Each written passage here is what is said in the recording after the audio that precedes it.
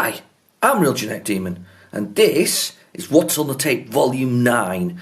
This week we've got it's actually a C15, and it looks like it's been very well laid out here and what possibly on here. We've got Digger Dan, a game I've never played. Game Designer, no idea what that one is, I'm afraid.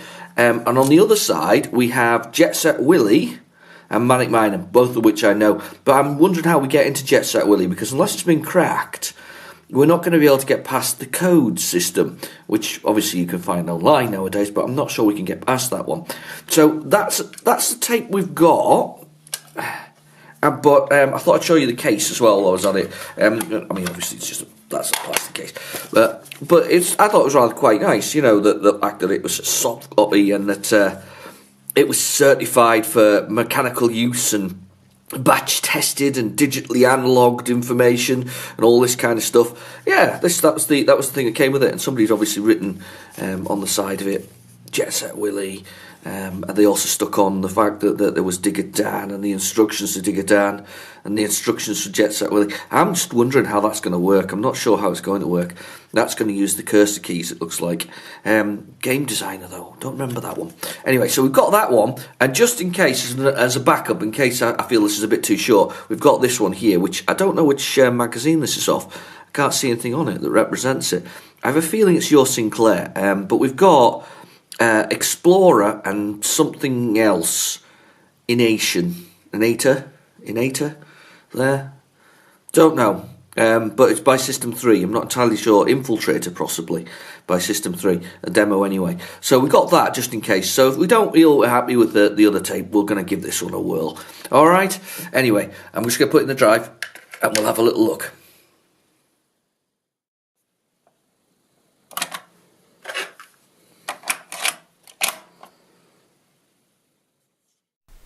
Okay, so we've got a tape in a drive. I didn't realise I actually had to rewind the Digger Dan side to so that we're on side 1, but that's where I've rewound. So we're on the first one here, so let's give this a go. I'm going to assume it's 48k basic. It almost always is, isn't it? How many specific 1 to 8 games were there created? That's interesting. I'm sure that more modern ones are all 1 to 8k, but I don't think that there was that many created in the day as such. Oh, hang on, there was a funny noise there. I think this is going to be this one looks like the person who did this is one of these very logical people, because they even have the counter on it. So it gets to 50 and then it's Game Designer. Now, there was quite a few game designers at the time. Oh, that's interesting. So I know what that is. That's the screen that's been loaded there. So this is it's not a game I remember. Ocean. Digger Dan from Ocean, really? It's just one of these clones that they did. You know, one of these Ocean's clones. One of their sort of we'll do this one. It's Dig Dug or something like that. Wow, that's the most uninspiring loading screen I've probably ever seen. Wow, and it's even putting data at the bottom of the screen. It must be very early, this one. I don't think I've heard of it. Anyway, yeah, so game designers, there's plenty of those around. There was all kinds, wasn't there? There's Pause, which was for writing text adventures, and there was a few others that were around about at the time. Nothing as advanced as we get nowadays, but there was certainly quite a few that were about. I can't remember the names of them all. There was a 3D graphics creator that inspired a number of games actually. That 3D graphics creator was what did it come out with? There was a number of things that came out of that, but basically all that was you created a 3D maze, and it was by CRL, and you could create a 3D maze where the aim of the game was just to get from one end to the other or get out. Oh, God, that was quick. Right, 1983. Wow, this is really early. QAOP, D to dig, which is a rubbish location, F to fill, space to abort. Digger Dan. D to dig, F to fill. Can't dig on that level. So this is basically, you'll have to dig holes, I would assume, and the creature's going to fall into it, and then you've got to fill it with the creature in it. Come on then, creature. It's usually the way these ones work. Oh no. Dig.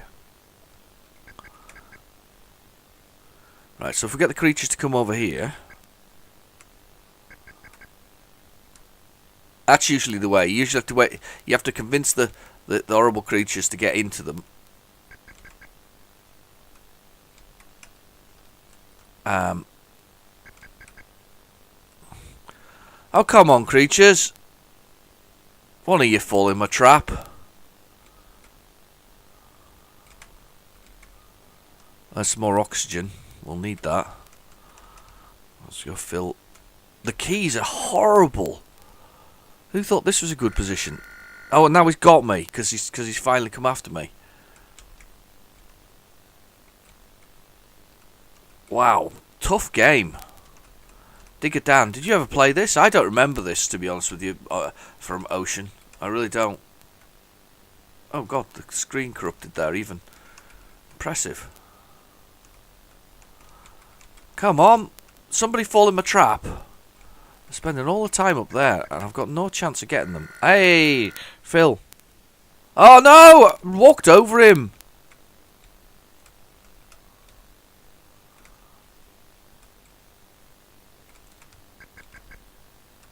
I've dug a hole.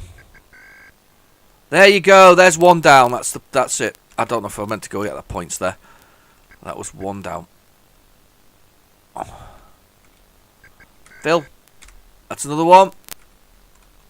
I feel like I'm meant to go get those points. If they put the dig and the thing in a sensible location, though, good grief.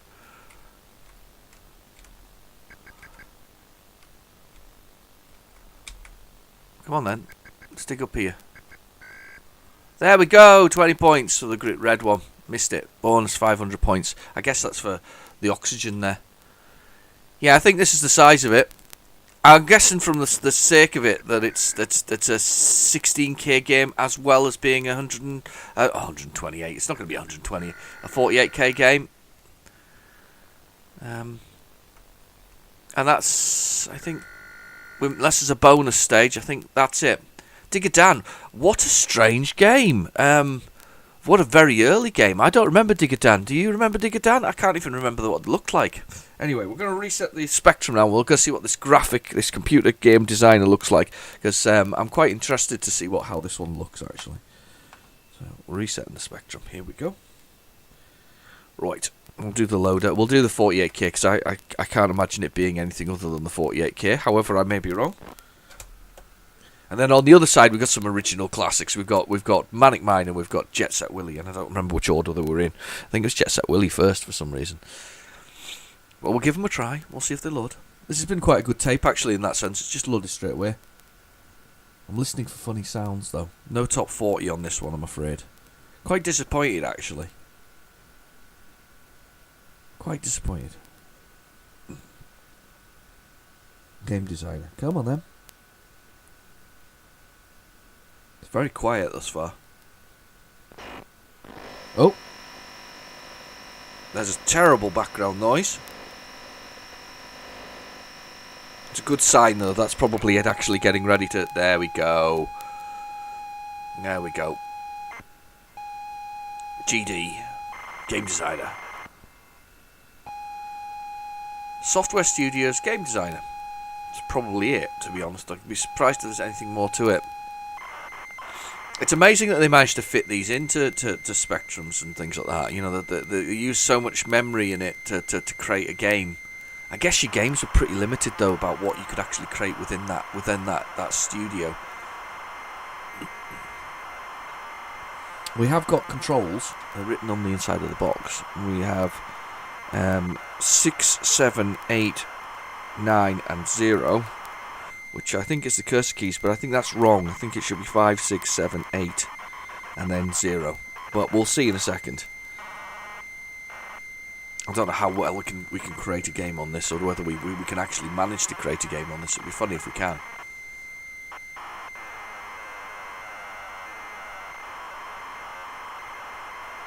It's loading nicely. We're not going to get a loading screen, are we? I don't think that. I think this is our lot. I think this is our game designer lot. I keep meaning to try the advanced game. Is it advanced game designer from Jonathan Caldwell, keep meaning to give that a try. I've also got the shoot 'em up designer that he made, but that's kind of a bit out of date now. It was kind of a number of years old, actually. I'm talking like 15 years, so 2003 or something. He made it in 2008, one of the two. It's either 10 or 15 years old. Unfortunately, it makes monochrome shoot 'em up, so I would have quite liked it if we just went the whole hog and mixed up the colours and all the other stuff and made it just. Who cares whether or not they clash? Just as long as you can have lots of colours on it. But yeah, it's just monochrome. You can make the outside of the level look colourful, or the display, or whatever else you want to put around it. Where you've got missiles maybe in your score and the other things, but you can't actually create. Any kind of colourful missiles or main display. The shoot 'em up part is just black and white. Not that it matters. I mean, it still looks nice. It's a shame that it couldn't be other colours. One of those things. It's a big one, this one. Been loading for a while. I wonder what version of Jet Set Willy it is, whether it's Software Projects or whether it's Bug Bite, because there's different versions of Jet Set Willy. Matthew Smith sold them to multiple different people. Oh, that's a good sound of loading data, this one. Lovely. I was watching it. I was having my dinner last night, and I put my Spectrum on to load while I was waiting for my dinner waiting to eat my dinner, should I say. And I was just watching it through. It was really kind of cool. Okay, Jay Holness, game designer, play game, select new game, alter spikes, configuration, moves, tack waves. I think this is a shoot 'em up creator. Select new game 1, 3. Oh, right, we've got sprites already built into it. It's a shoot 'em up creator. I think I've actually used this one in the past. Should we try playing it, see what it does?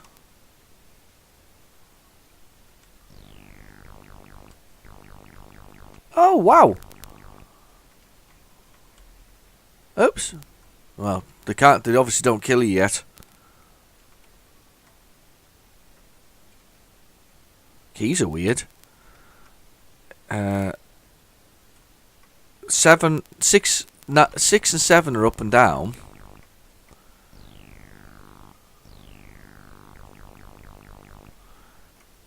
Forward is 9. I think 8 must take you back. You kind of automatically slide backwards when you let go of going forward. Look, you kind of throw yourself backwards. That's pretty good, that. That's actually quite impressive. 6. I guess you'd work out what you do and shift the position to where they come from. And you can load and save from tape.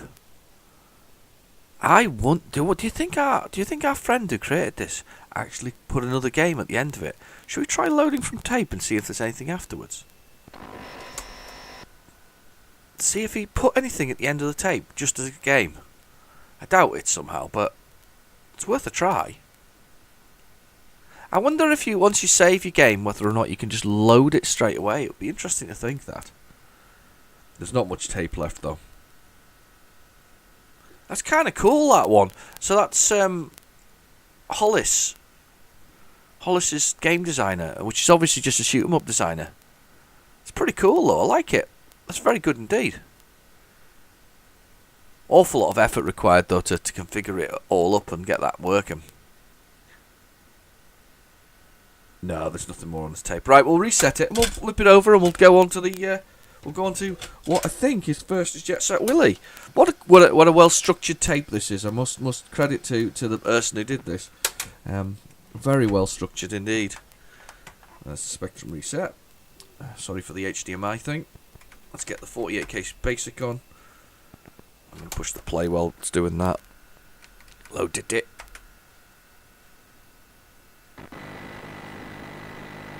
There we go, we're already into it.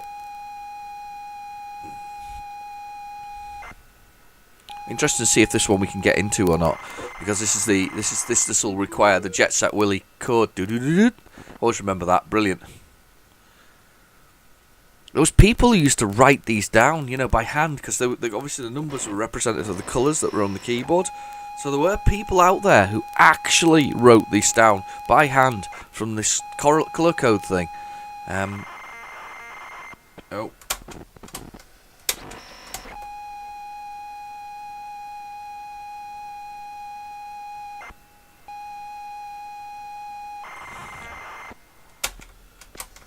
Data didn't load there.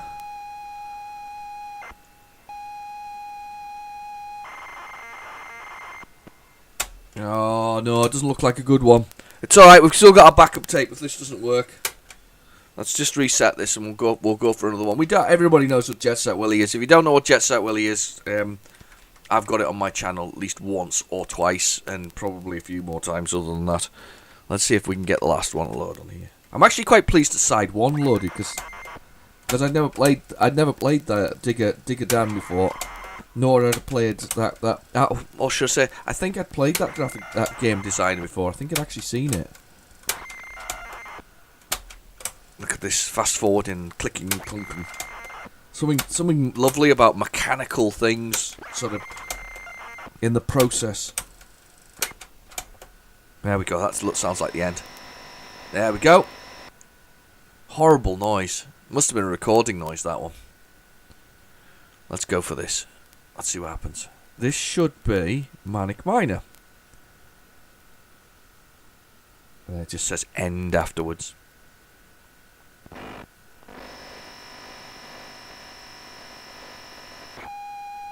Okay, here we go. Manic Miner. I'm not too hopeful it'll load, but we'll see what happens.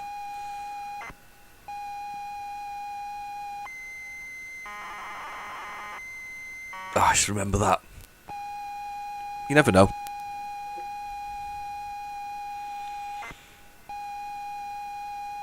I always thought that was really clever as well. Any game where you had a loading thing that did something like that, I always thought they were really clever. Those big hitter games, you know, there's equivalent of AAA titles nowadays. They often would have a different kind of loader, and I always thought they were really cool. But Manic Miner really struck me because of the fact that it used all the colours, or lots of the colours anyway, to make it bounce up and down and say Manic Miner, Manic Miner, Manic Miner. I'm assuming it was a cheat to do with making it flash. Possibly? I don't know. It looks like it's a cheat to do with flashing. Burke's eyes in Trapdoor, through the trapdoor, is fantastic. His eyes move round and round as he looks as the late game loads. That's a lovely one of those things. Really enjoyable.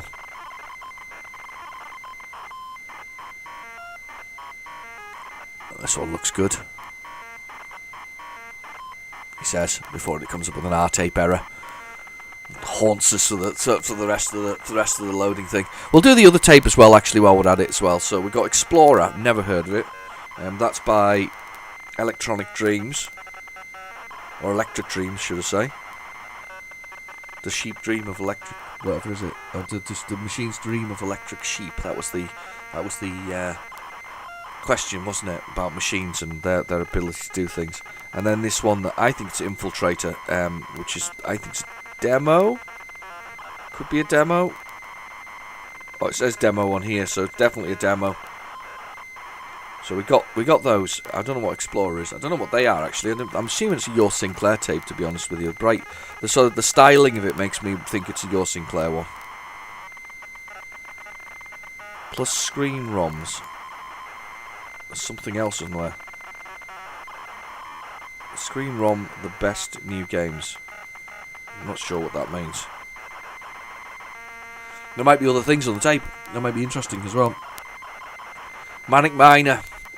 You can see me get to all of about 3 rooms through it, because although I really quite like Manic Miner, and everybody seems to have a copy of Manic Miner. It's like the Ultimate games. Everybody pirated the Ultimate games by the looks of things.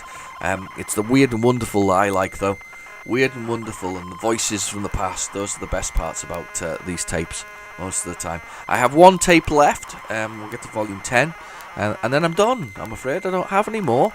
I'm going to put out an SOS on one of my Facebook groups that I follow to see whether or not anybody's got any tapes. But if you want to donate a tape or would like me to play a tape that you have that you've sort of got random things on, you're not even sure because you've kind of lost your specky, or you've got a specky but you haven't played it in years, and you want to send a tape over for me to try with just random information, please check the about and have a look at my email address and drop me a message and I'll send you my address and you can send it on. Anyway, right, Manic Miner. The story of Miner Willy, who goes on to be Jet Set Willy. So he strikes it rich after he gets out of these 20 caverns that are there. Alright. I love it. You guys got to collect the bits and pieces from the rooms that are flashing, which is kind of obvious. I say it's kind of obvious. Some people might not know you have to collect the things that are... Oh, God, what are you doing? That was a mistake. Normally I'd just jump over that and collect that one. I'm a bit of an idiot. I must have been in this cavern like a million times. I can't imagine how many times I've actually been in this cavern. Oh, what is going on this morning? I'm going too fast, and I'm not taking my time, and I'm not looking at it. But say I have done this a few times. Oh no! I can't believe that. We're having another go because I can't be just level 1. That's just... I'm not having that. Level 1 is not where we're going to end. Level 2 maybe. What a morning.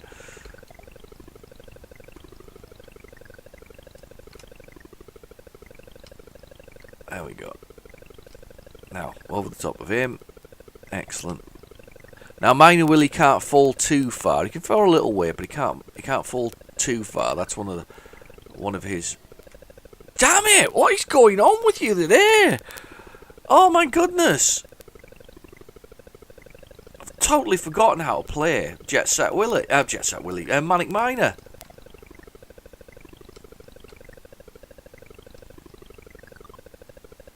There we go. Go on. There we go. There we go. There's a nice flow to it when you get it right. But like a lot of games from the 80s, and I say this a lot, that they require patience. There is a point where they really do require patience to get through them. You know, you have to wait for a second. There's no like a little pause. I don't think you'd find that in any modern game nowadays, really. That sort of pause, that wait. It does happen in some, and to good effect. I remember before they got all stupid with the Call of Duties. I remember was it Modern Warfare, the first one, the first Modern Warfare that they redid when they started going modern again. And there's a particular point where you're at what is effectively Chernobyl. And you have to lie in the grass and wait for the enemies to pass by because you're so well hidden with your camouflage on as a sniper, and it's really good. It's a lovely bit because there's a bit where he's sort of going, wait laddie. I should have dived over the wall there because it's a lot faster to get out of, but anyway, we'll do that. Yeah, wait laddie, that's what it is, and it really works well. It's a lovely... It adds to the drama of the game, and I mean, obviously, these games the drama's different in these kind of games. They're more arcadey than they are, you know, sort of quick bits and pieces that go on with it. But that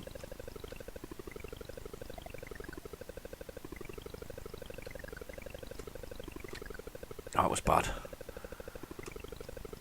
Oh no, you idiot! Didn't time that correctly at all. The menagerie.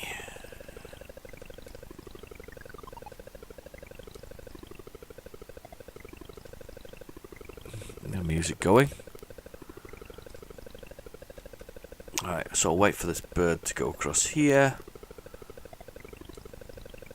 Jump him. To get that one. Jump him. Wait for this key to drop. They walk over my head and then we're down. And we're in. So I should be better at this. Not better at this. Lots of practice, years and years of practice. Still not very good at it.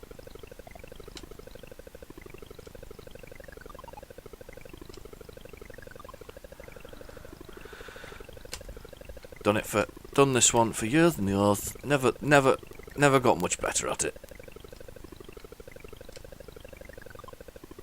I think I missed one here, and I made a mistake doing that.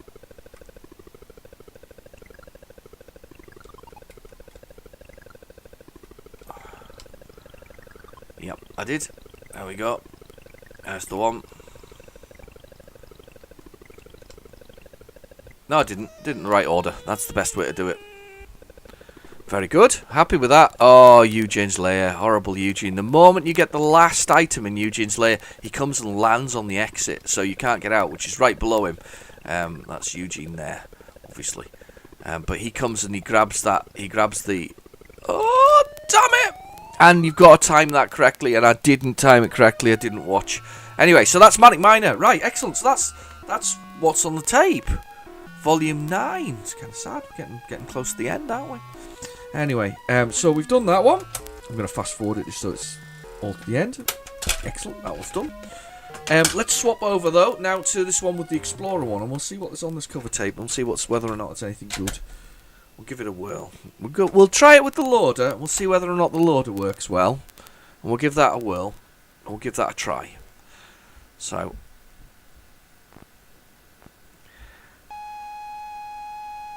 Okay. Here we go. Explorer. No idea what this is. This is the Electric Dreams one. Hopefully we'll get a nice loading screen. I'm hoping it's got a 1:8 version so that we've got some nice music, because that's usually what you get with 1:8 games, if I'm honest. Extra levels? Not really. Just music normally. Oh, we've changed the loader colours. Oh, we've got blue and white. And... oh, yellow and black. Ooh. It's that screen loading. Favourite bit. I always love the bit with the screen. If you're a Spectrum owner, you'll know what I mean. The bit when the screen loads, and you know it's loading the screen. It's going da da da da da, whatever it's doing, and then you get that. Whereas it fills in the colours and shows you that the reveal of the screen. And it happens every time. There's no. There it is. Do you hear it? I love it. The Ram Jam Corporation. No idea what this is going to be. The Ram Jam Corporation. Explorer. The Ram Jam Corporation. It's the only problem about not having the magazines at the same time. So you can't read the inlay as you go. Because that's what you're meant to be doing right now, by the way. We're meant to be reading the inlay. And we're meant to be looking at the inlay, and we're meant to be going, ooh, it's an exciting story about whatever else it is. And you know what? You got more into it, I think, doing that. Nowadays, even with these big games, these big modern games, I mean, for instance, Red Dead Redemption 2 is just, and I haven't got this, I've just seen other people loading it. It's got, when you put it in, it's got an 86 gig install. Now that takes an awful long time, but they don't give you anything. There's nothing in there. There's no manual or whatever else it is. There's no. I'm going to rewind this. I'm going to try it on the 48K version, which it's already on already. Tape doesn't sound brilliant though. But you get this, you know, I've lost my train of thought a little bit there. The 86 gig install, but they don't give you a manual. If they, you know, just to read, give you some backstory of the West or something like that, a little booklet or something similar. I don't know. The 86 gigs going to take a while to download on most people's computers and whatever else is. But there's nothing there. There's nothing that you to flick through and you go, oh wow, you know, in 1800s they actually had large bore rifles that then you know, at the end of the 1800s this is, that were still used in World War One. I mean, these are kind of interesting things. There were.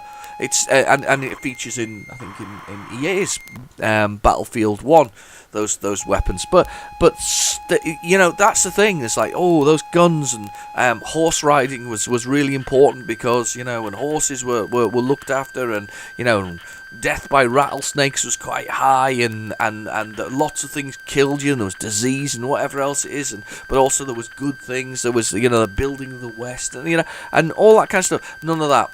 Not a thing. You just get an empty box, and that happens with a lot of games nowadays. You just get an empty box, which is really kind of disappointing.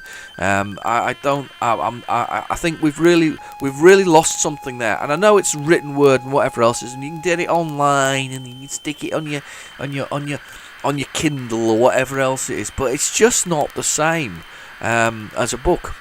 Books are wonderful, and I hadn't realised until recently when I did my own collection of sort of comic books and things like that, how much I love the comic books themselves. The feel of the books, the feel of the comics, the smell of the comics. I mean, it's something you can't, it's not quite the same. You can't sniff a Kindle and go, smells like a book or a fresh book or an old book, because you can smell the difference between them.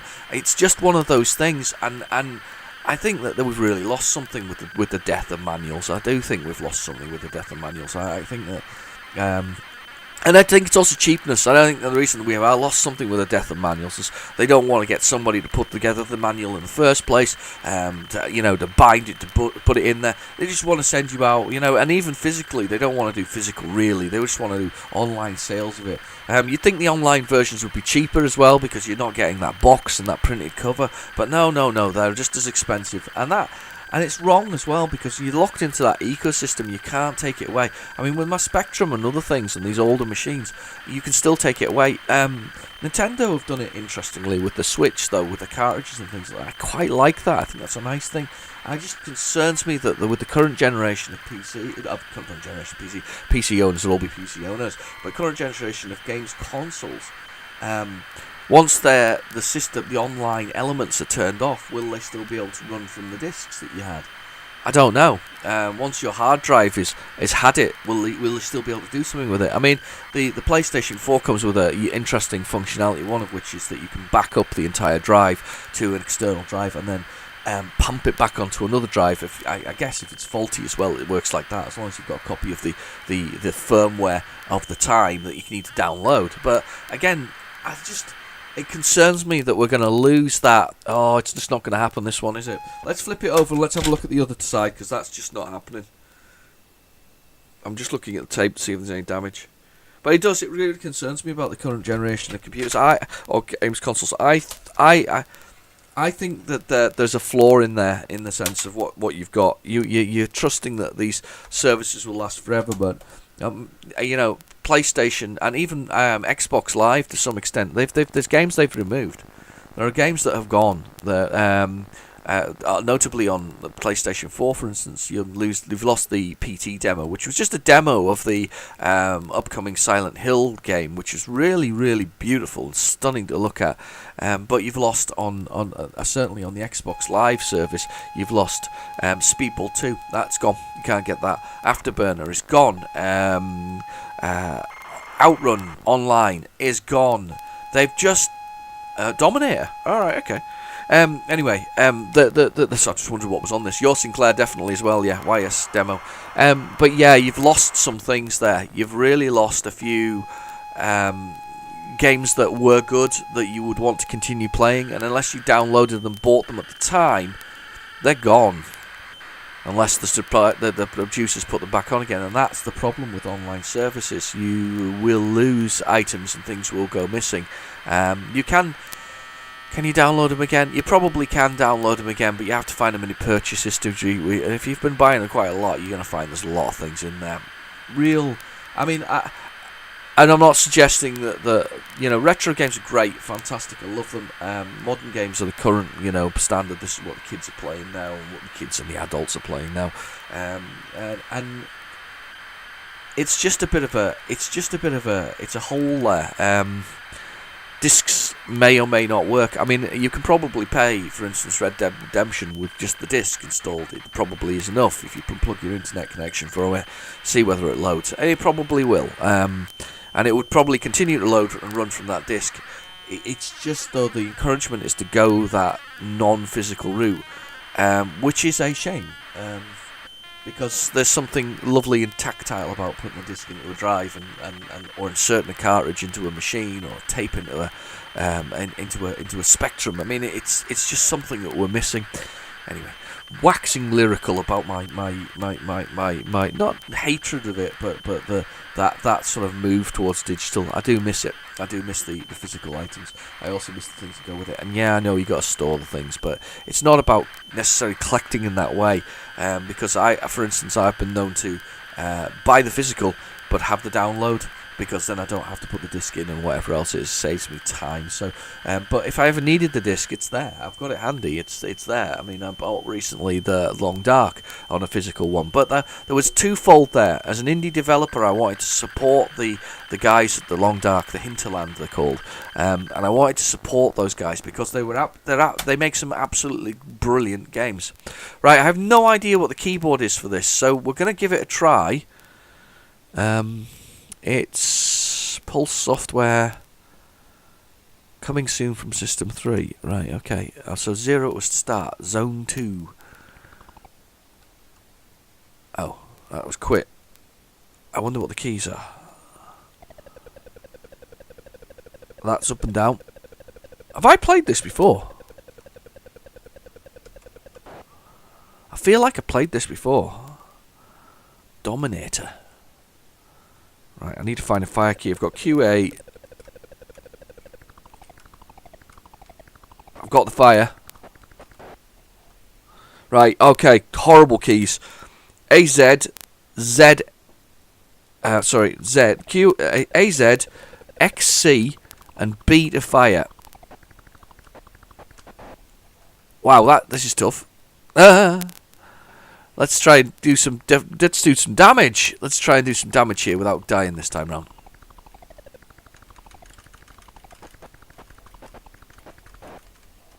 And I ran into the firepower. It's like some kind of weird creatures from the ceiling. It reminds me a bit of Salamander. I think I've played this before. I think I've actually seen the full version of this. Just feels reminiscent. I feel that this is going to be difficult to get through. Something shooting at me, I think. Ah, my gosh! How tough is that? Look at that creature's mouth. It's like a rar, rar, rar, rar. Crashed into that. This is a tough game. Electric Dreams Dominator, that's what it's called. Let's try the demo again. Let's go for it. Zone 2. At least I managed to get past this first bit. It's a tough shoot 'em up though.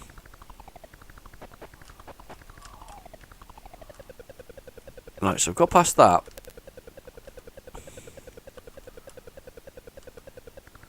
Nice to see a bit of colour going on as well though.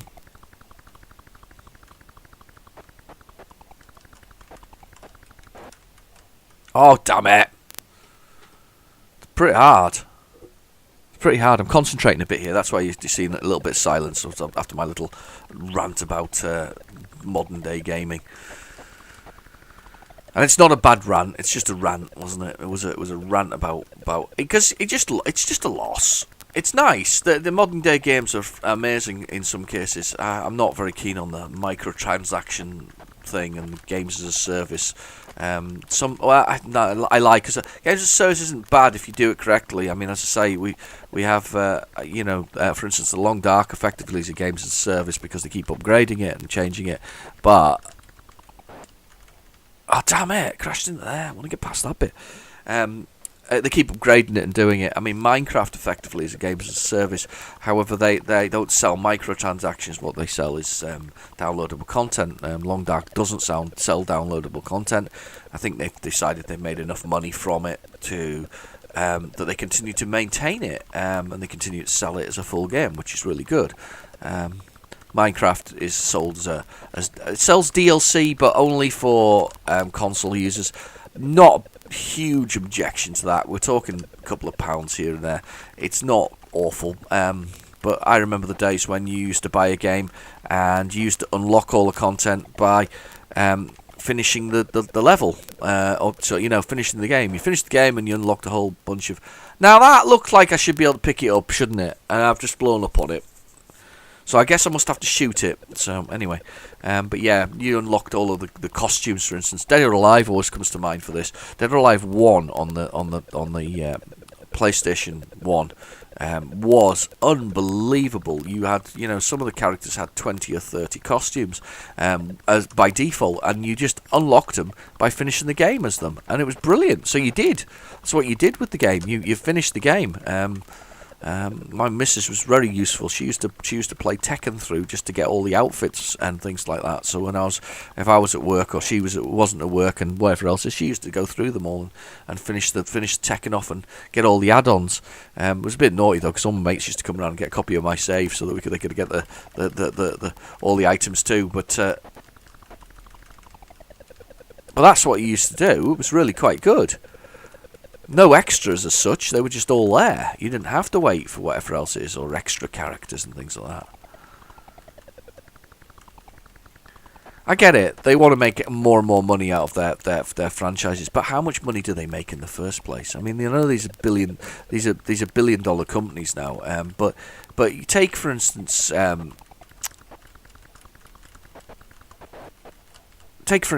I think the last GTA 5, that was 200 million it cost to make. And what did it make in the first day? I think it was $1 billion, or the first week it was $1 billion. So, I don't know, it must cost 200 million to make, paying all the wages and everybody along the way, and then you make a significant £800 million profit. That ain't bad in anybody's book. Anyway, that's What's on the Tape Volume 9.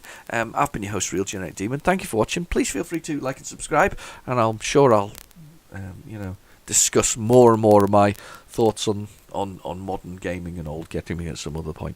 Anyway, catch you soon. Bye-bye.